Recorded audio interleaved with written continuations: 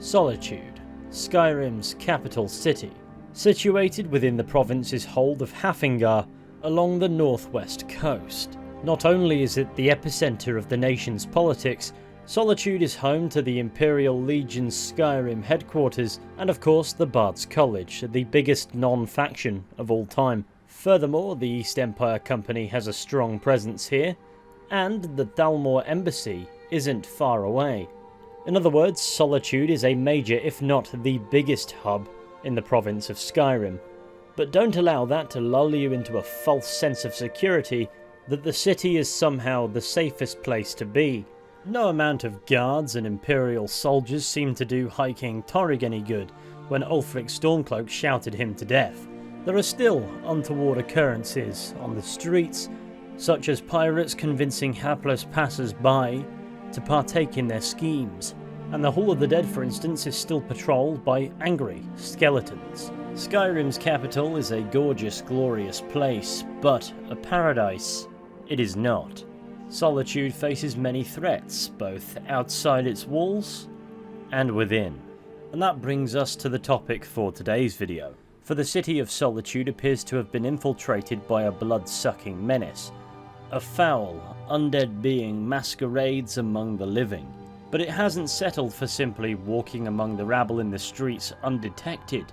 Rather, it would seem this potential threat has a steady influence over local politics. Is this member of court's vampiric nature a threat to Solitude and by extension the rest of Skyrim?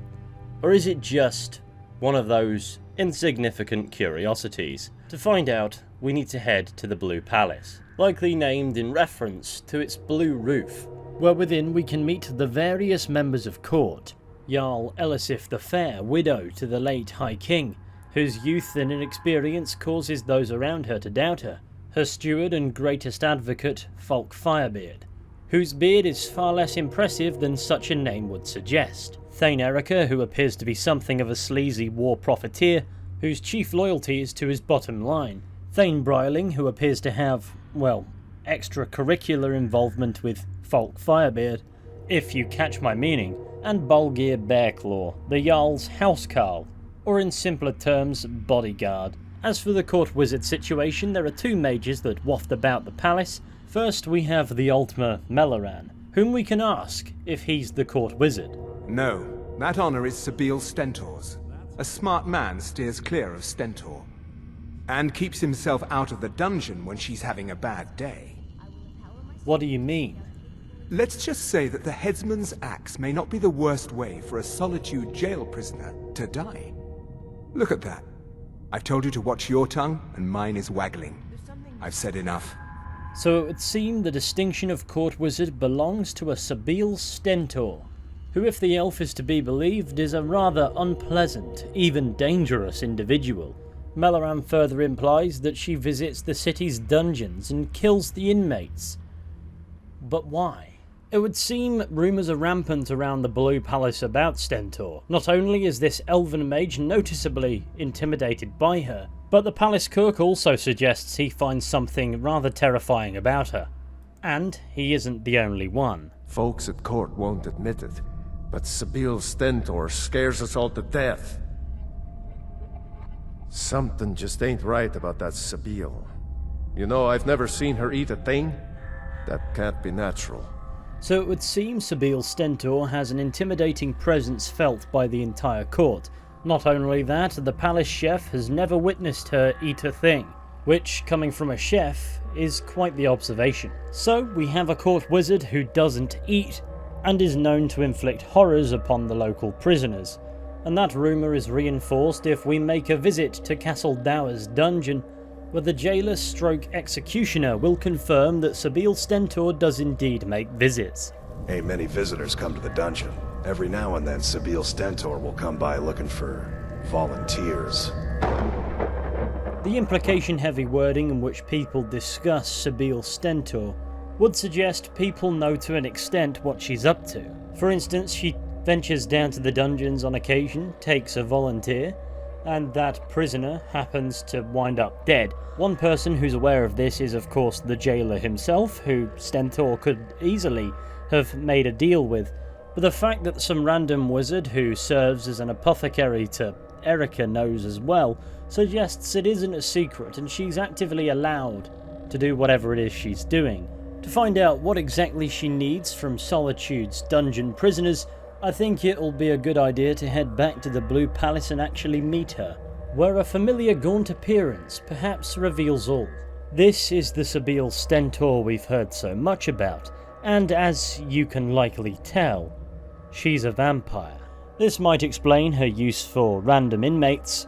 She must feed on them. After all, vampires need to feed on the life force of others in order to remain functional.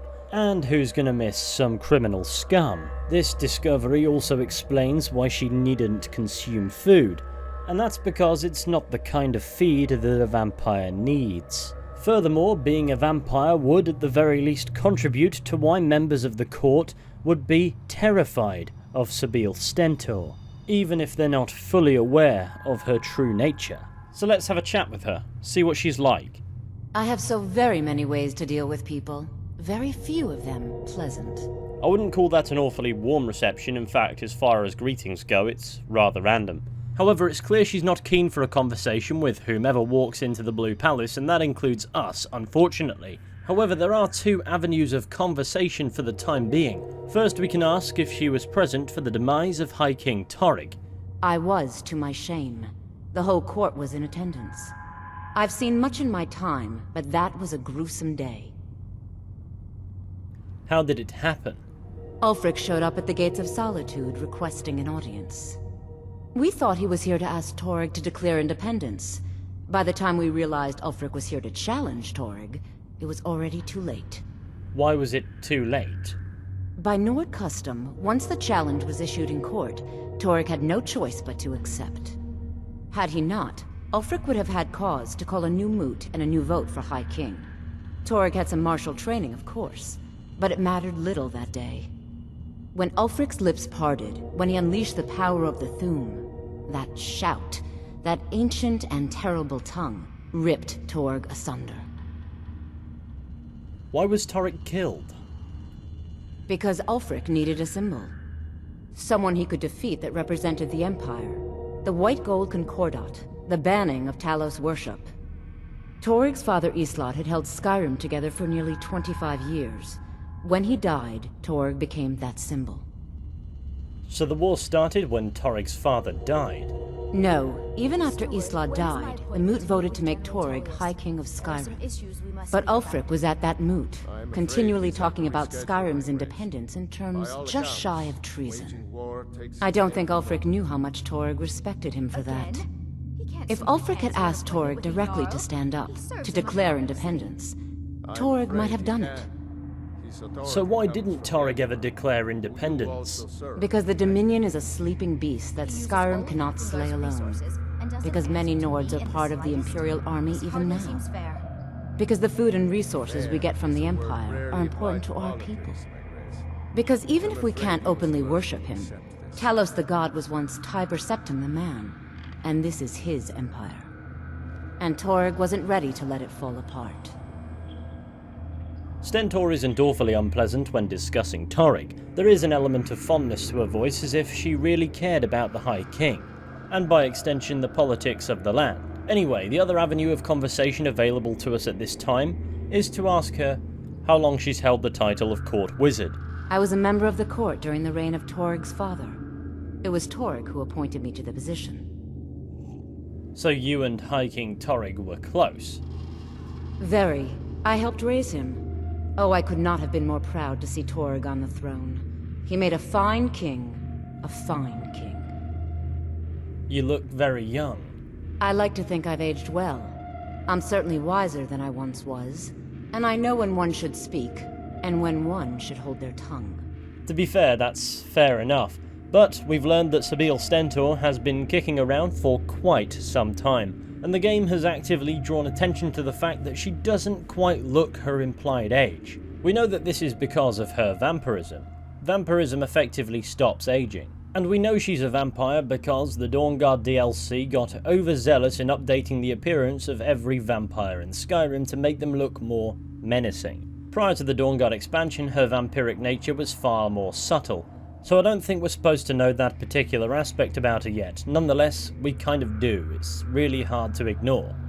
So whether we're supposed to or not just yet, we have established that Sybille Stentor is indeed a vampire, and naturally she isn't too eager for us to stray too close to that truth. But that doesn't necessarily mean immediately that she means harm. I mean, vampires do have to feed, and it seems she's able to do that with the surplus of prisoners in the Castle Dower dungeons. That, as unethical as it may be, certainly seems like a compromise to avoid having to snack on good people. As for why she wouldn't necessarily want us to know that she's a vampire, it's worth noting that within the Elder Scrolls universe, vampires are viewed as evil, violent creatures, and that stigma is seldom thwarted. So, regardless of intent, her vampiric nature being common knowledge would not bode well for her self-preservation. So keeping her secret as well as she possibly can is more generally advisable for a vampire than tailored to a specific purpose. But that doesn't mean she's without purpose altogether. Existing among society as a vampire no doubt puts Sybille Stentor in great danger. Even if some know the truth about her, all it takes is word to get out, and she'll be in serious trouble. So I suppose our objective now is to discern whose side she's on. And this is where theories seem to gravitate towards the current situation of Solitude's court. Upon our first arrival in the Blue Palace, we can observe and overhear the following hearing. And yes, I did start a new save for this. I swear to you, unnatural magics are coming from that cave. There are strange noises and lights. We need someone to investigate. Then we will immediately send out a legion to scour the cave and secure the town. Hafingar's people will always be safe under my rule. Your Eminence, my scrying has suggested nothing in the area. Dragonbridge is under Imperial control. This is likely superstitious nonsense. Perhaps a more tempered reaction might be called for? Oh, yes, of course, you were right. Falk, tell Captain Aldous I said to assign a few extra soldiers to Dragonbridge. Thank you, Jarl Elisif. But about the cave? I will have someone take care of the cave as well, Varnius. You can rest easy. You're dismissed. It appears the people of Dragonbridge have observed strange goings-on at the nearby Wolfskull Cave, and Sybille Stentor is quick to dismiss this as likely superstitious nonsense. Varnius Junius is a fool. I'm sure nothing will come of it. I suppose if you're truly interested, you could talk to Falk. He's the better safe than sorry type. Now, a quick conversation with Mr. Firebeard reveals why overlooking the prospect of something going on at Wolfskull Cave might not be such a clever idea. I hear you're looking for help with Wolfskull Cave. You mean the Dragon Bridge issue? I'll be honest with you. I was planning to let that go. Varnius is a bit jumpy at the best of times. There have been reports of weird happenings near Wolfskull Cave. Travelers disappearing, odd lights. I suspect wild animals, or perhaps bandits. I don't think it's worth our time with the war going on. But if you want to clear out the cave, I'll make sure you're repaid for your work. Why is it called Wolfskull Cave? The cave has a bad history. Long ago, Potema the Wolf Queen used it for necromantic rituals. That's where it got the name. That was over 500 years ago. Nothing much down there now, but everyone's always convinced the cave is haunted. So the cave is associated with necromantic rituals performed by the Wolf Queen Potema over 500 years ago, and she's remembered as one of the most dangerous necromancers in the history of Tamriel. So I realistically don't think a Sound Court wizard would be dismissing one bringing concerns of strange goings-on around such a place to the Jarl's attention as a superstitious fool, and sure enough in our investigations we find vindication for Varnius if anything, and by that I of course mean we stumble upon a necromantic ritual attempting to summon the Wolf Queen herself. We summon Potema.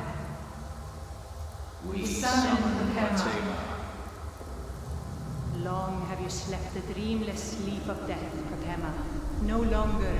Hear us, Wolf Queen. We summon you. We summon Potema. My scrying has suggested nothing in the area. I'm sorry, what?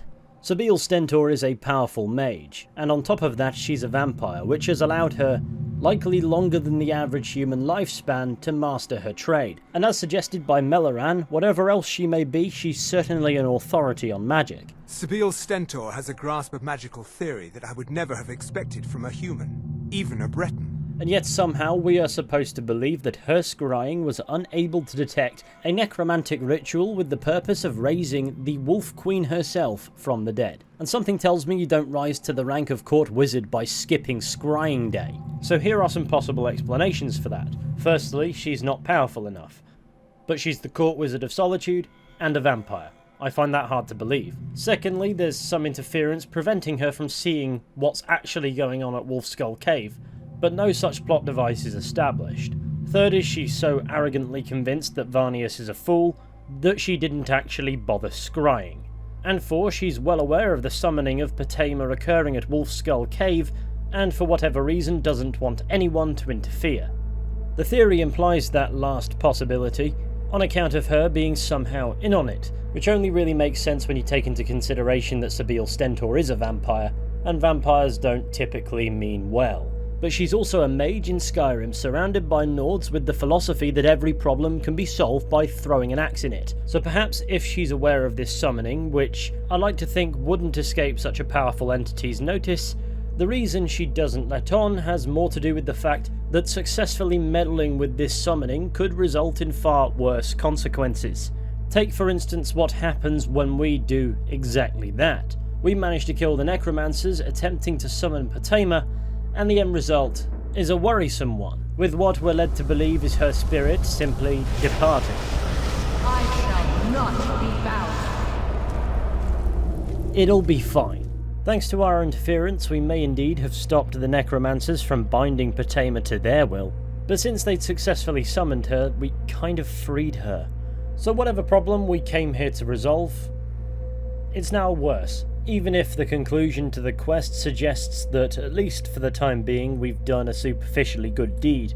But if that were the case and Stentor was reluctant to address the court with what she knew because she knew people would try to intervene, why wouldn't she A, put up more resistance towards people such as ourselves intervening, or B, address to the court that she knows what to do? It's entirely possible that she just underestimated our capabilities and expected that we'd die, and we know she doesn't value individual lives as such. After all, she enjoys snacking on a good inmate and they don't tend to show up again to talk about it. So perhaps she intended for us to attempt to intervene with the summoning of the Wolf Queen only to be killed by the horde of necromancers.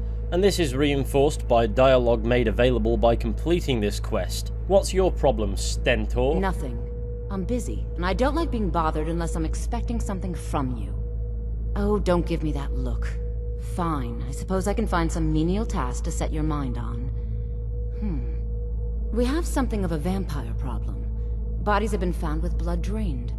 I know of a den nearby you can wipe out as a precaution. I'll see what I can do. I don't expect you to be capable of even that. It's an unnecessary comment, but it does show how she values our abilities. She doesn't. But this leads us into the next interesting thing from Sybille Stentor. She sends us to clear out a vampire lair when she herself is a vampire, which suggests she keeps an eye on vampire activity in the region and either doesn't like them much or really doesn't value our skill set in hopes that we'll go and die, effectively. But if it was the latter, why would she send us into the vampire lair? Because we could have told anyone where we were going, effectively. I suspect she doesn't value other vampires much, and yet naturally, she keeps an eye on them because she better than anyone knows the threat they pose. Furthermore, vampires are incredibly dangerous, and yet she refers to it as a menial task, so maybe she values our demonstrated skill set a bit higher than she lets on. Because though she might indeed have an arrogant streak about a mile long, she isn't stupid, and having to hide her true nature in plain sight would mean she's not complacent either. Either way, I'm focusing on the wrong thing. She sends us to kill vampires, so she clearly isn't aligned with at least these vampires. And upon our return to Solitude, doesn't seem too bothered that we survived her menial task and they didn't. Filthy creatures, aren't they? Living in the darkness like they do. So uncivilized. I prefer finery, like this. Here, for your trouble. And I suppose I should show you a little about illusion magic for free, shouldn't I? It's also rather jarring that she compares herself to the vampires. Had that come from anybody who wasn't a vampire, it would seem like an out-of-place comment, like obviously. So perhaps I've overestimated the secrecy with which she guards her vampiric nature. Maybe there are those at court who know. After all, we already know her terrifying eccentricities have not gone unnoticed by the members of the court. But maybe I'm reading too far into that dialogue. For the time being, what we've learned is she has no problem referring to fellow vampires as disgusting creatures, and to me that suggests she isn't on the same wavelength as other vampires in general. Doesn't bring us any closer to figuring out what her game is, if indeed there is one, but I think we can eliminate the possibility that she's in cahoots with other bloodsuckers, because it's beyond apparent that she doesn't much care for them.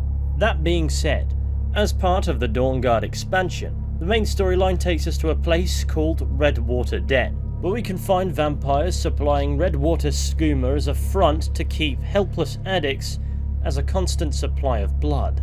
Within this hellhole, we find a character named Venarus Vulpin, who details his journey to Skyrim from the Somerset Isle in search of the bloodspring of Lengir's feast in a journal that can also be found in this den. And the entry labelled the 2nd of Morningstar 4E201 reads as follows. I was able to obtain passage from Alinor to Solitude by way of ship. No mean feat with this Nord insurrection going on, I assure you. I ran across one of my own in the local tavern, and feared at first that it might cause problems for me. But it turns out she is well positioned here in Solitude, and has been happy to help if I keep a civil manner. We spoke much on my research into the Bloodspring, and while she made sure to point out that she thinks it's a soft-headed pursuit, she did say that what she's heard would point to Riften. And I suppose the implication is that well-positioned vampire in Solitude is none other than Sybille Stentor, whose only condition for helping Venarus Vulpin was that he remains civil while in the city, that he doesn't cause issues while in Sybille Stentor's domain. So Sybille has actively helped the vampire here, and that's one way of looking at it. She's certainly not an all-encompassing, morally upstanding character, but by your typical vampiric standards, she's very civil, and sending this unwelcome visitor on his way peacefully suggests the protection of Solitude is on her agenda. As for what he went and did next, why would she care? He's Riften's problem now, and her duty is to Hafingar, speaking to a ruthlessness that Sybille certainly possesses, but doesn't necessarily compromise the idea that she means well for her immediate surroundings at least. But the main takeaway is she doesn't deal with other vampires as a united front. Just because they share the same affliction broadly speaking does not make them kin, and she'll handle them however she sees fit. So again, there's no real straw to grasp on. But some things come to light in the continuation of the Wolf Queen saga. I've been looking for you. Got something I'm supposed to deliver. Your hands only. Let's see here. It's from Falk Firebeard at the Blue Palace. Ooh, you've got friends in high places. Looks like that's it. Got to go. Eventually, we'll receive a letter from Falk Firebeard suggesting that disturbing information has come to light regarding the events at Wolfskull Cave, and we must head to the Blue Palace and speak with him at our earliest convenience. You sent me a message about Wolfskull Cave.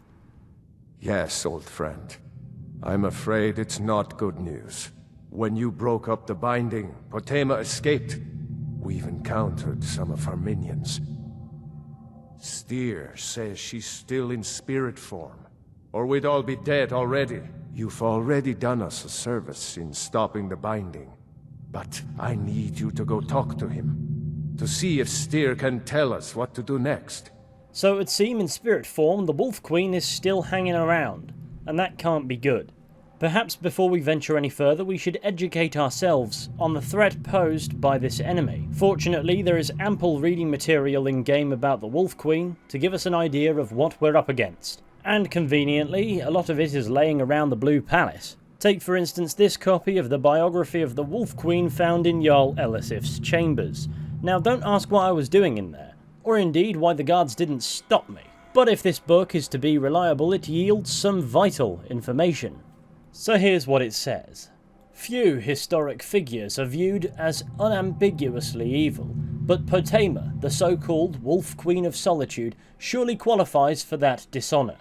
Born to the imperial family in the 67th year of the Third Era, Potema was immediately presented to her grandfather, the Emperor Uriel Septim II, a famously kind-hearted man who viewed the solemn, intense babe and whispered, "She looks like a she-wolf, about ready to pounce."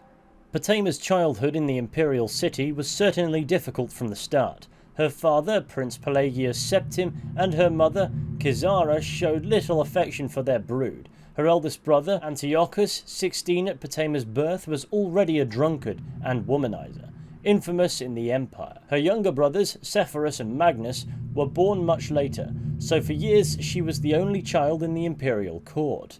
By the age of 14, Potema was a famous beauty, with many suitors, but she was married to cement relations with King Mantiarco of the Nordic Kingdom of Solitude. She entered the court, it was said, as a pawn, but she quickly became a queen. The elderly King Mantiarco loved her, and allowed her all the power she wished, which was total. When Uriel Septim II died the following year, her father was made emperor, and he faced a greatly depleted treasury. Thanks to his father's poor management, Pelagius II dismissed the Elder Council, forcing them to buy back their positions. In 3E97, after many miscarriages, the Queen of Solitude gave birth to a son, who she named Uriel after her grandfather. Mantiarco quickly made Uriel his heir. But the Queen had much larger ambitions for her child. 2 years later, Pelagius II died, many say poisoned by a vengeful former council member, and his son, Potema's brother, Antiochus took the throne. At age 48, it could be said that Antiochus's wild seeds had yet to be sown, and the history books are nearly pornographic in their depictions of life at the imperial court during the years of his reign. Potema, whose passion was for power, not fornication, was scandalized every time she visited the imperial city. Mantiarco, King of Solitude, died the springtide after Pelagius II. Uriel ascended to the throne, ruling jointly with his mother. Doubtless Uriel had the right and would have preferred to rule alone, but Potema convinced him that his position was only temporary. He would have the empire, not merely the kingdom. In Castle Solitude, she entertained dozens of diplomats from other kingdoms of Skyrim, sowing seeds of discontent. Her guest list over the years expanded to include kings and queens of High Rock and Morrowind as well. For 13 years, Antiochus ruled Tamriel and proved an able leader despite his moral laxity.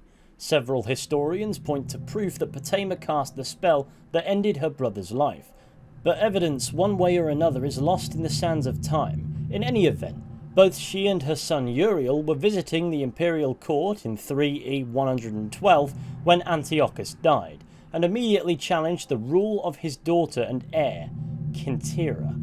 Potema's speech to the Elder Council is perhaps helpful to students of public speaking. She began with flattery and self-abasement. "My most august and wise friends, members of the Elder Council, I am but a provincial queen, and I can only assume to bring to issue what you yourselves must have already pondered." She continued on to praise the late emperor, who was a popular ruler in spite of his flaws. He was a true Septim and a great warrior, destroying, with your counsel, the near-invincible armada of Pyandonia. But little time was wasted before she came to her point. Empress Magna unfortunately did nothing to temper my brother's lustful spirits. In point of fact, no whore in the slums of the city spread out on more beds than she. Had she attended to her duties in the imperial bedchamber more faithfully, we would have a true heir to the empire, not the half-wit milksop bastards who call themselves the Emperor's children. The girl called Kintira is popularly believed to be the daughter of Magna and the captain of the guard. It may be that she is the daughter of Magna and the boy who cleans the cistern. We can never know for certain, not as certainly as we can know the lineage of my son Uriel, the last of the Septim dynasty. Despite Potema's eloquence, the Elder Council allowed Kintira to assume the throne as Empress Kintira II. Potema and Uriel angrily returned to Skyrim and began assembling the rebellion. Details of the War of the Red Diamond are included in other histories. We need not recount the Empress Kintira II's capture and eventual execution in High Rock in the year 3E114, nor the ascension of Potema's son Uriel III 7 years later.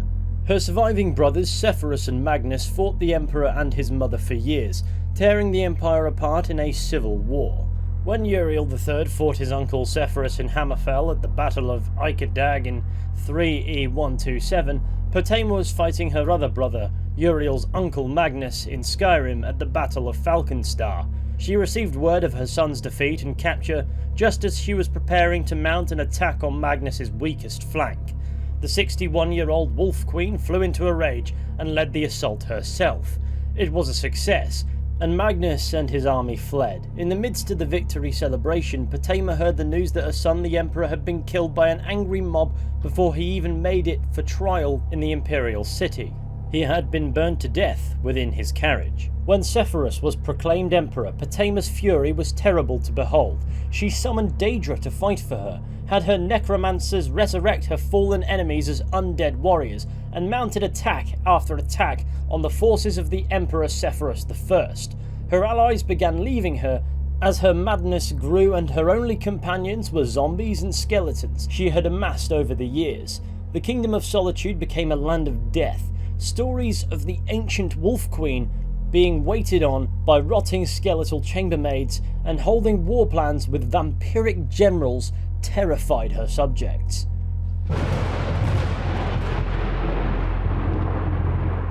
Now, considering the slog I just put you all through, I think it's advisable I don't persist with the tail end anecdotes of that book, but we've learned an awful lot about the Wolf Queen from it. Her ambition and lust for power caused a bloody civil war for the throne of the Empire itself, and she's remembered for her powers in dark magic and, towards the end of her life, her madness, in which she was surrounded by the undead and very little else. But the one thing that catches my eye is the idea that Potema would draw up battle plans with vampiric generals, suggesting there is indeed a connection between the Wolf Queen and vampires after all. And like I said now much earlier in the video, vampires don't age as such. Therefore, any vampiric generals conspiring with Potema over 5 centuries ago could very easily be alive in the events of the Elder Scrolls V Skyrim. And if that is the case, could they possibly still be around? And if that is the case, it would make perfect sense, had Potema planned to return all along, that one would position themselves at court, hiding among the living, to prepare Solitude for Potema's reascension. That would only leave us with one potential suspect. However, perhaps the biography is playing loose with the details, and it's a romantic retelling. It's entirely possible. When it comes to the Elder Scrolls and its lore, beyond what you can actually physically see in the games, there isn't much you can really take as gospel. However, should we follow the Wolf Queen Awakened quest, we learn the Wolf Queen's spirit has retreated to the city's catacombs, and in venturing down there to teach her a lesson, we encounter some, you guessed it, vampires on the way, which would suggest there is indeed a connection between Potema and vampires, and it extends beyond the liberties taken in historical documentation. And among plenty of other kinds of undead, there aren't just 1 or 2, there are many vampires down here.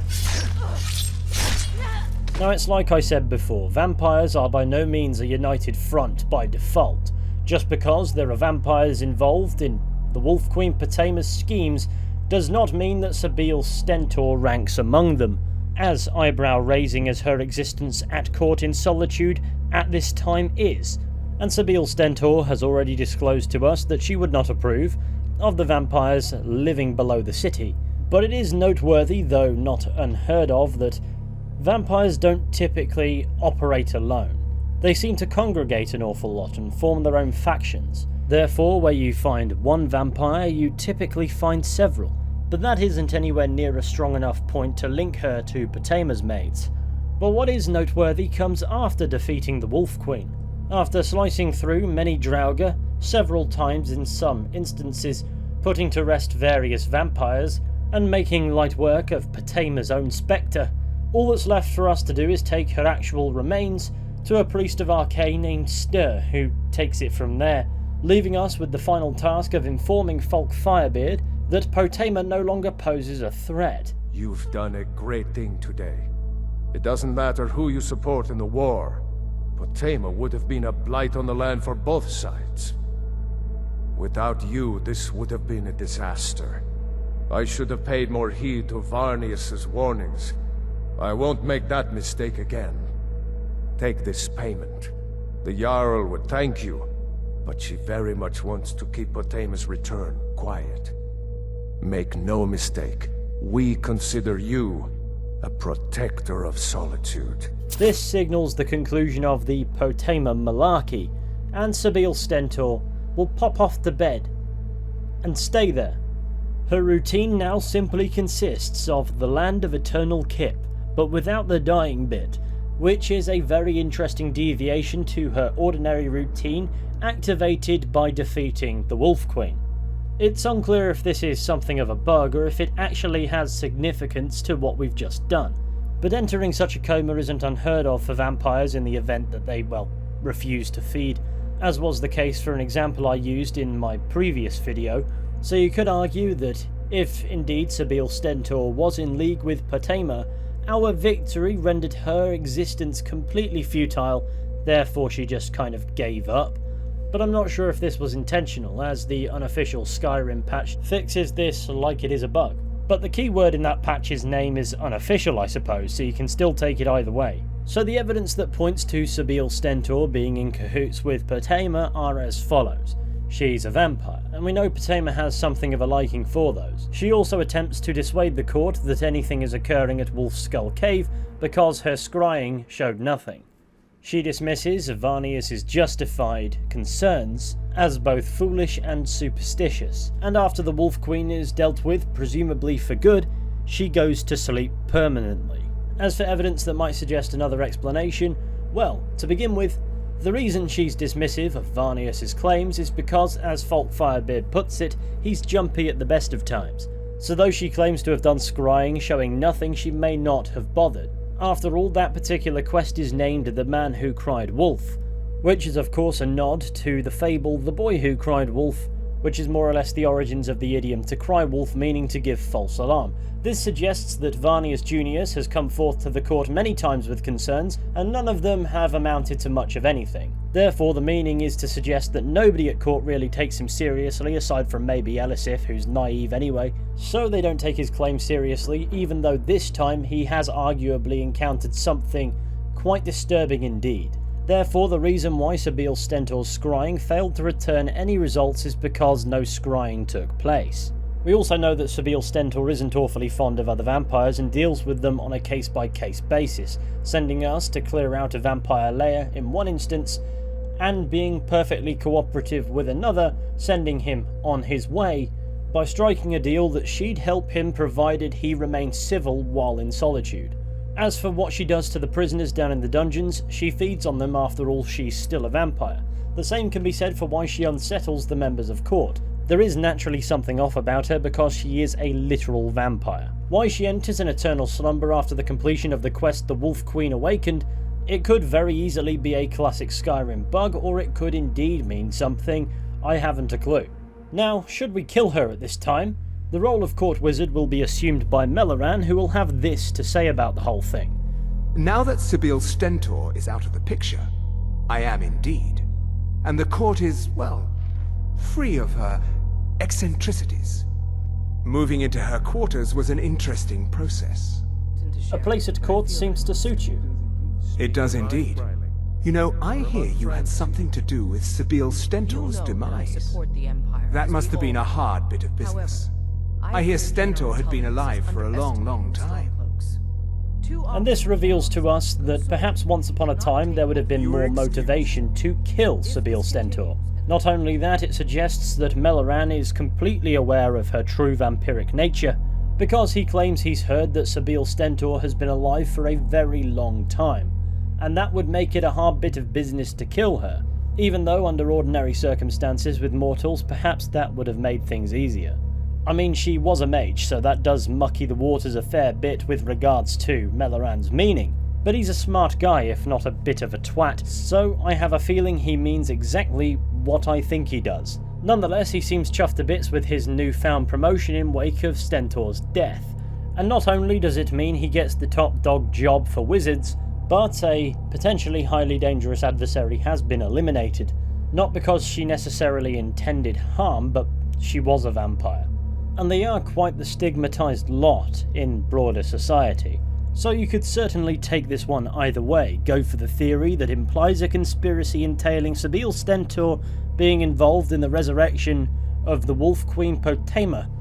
For though 2 + 2 is equaling 10 isn't a terrible theory and doesn't not make sense, or we can default to the much simpler explanation that the court wizard of Solitude just so happens to be a vampire, which is arguably more boring.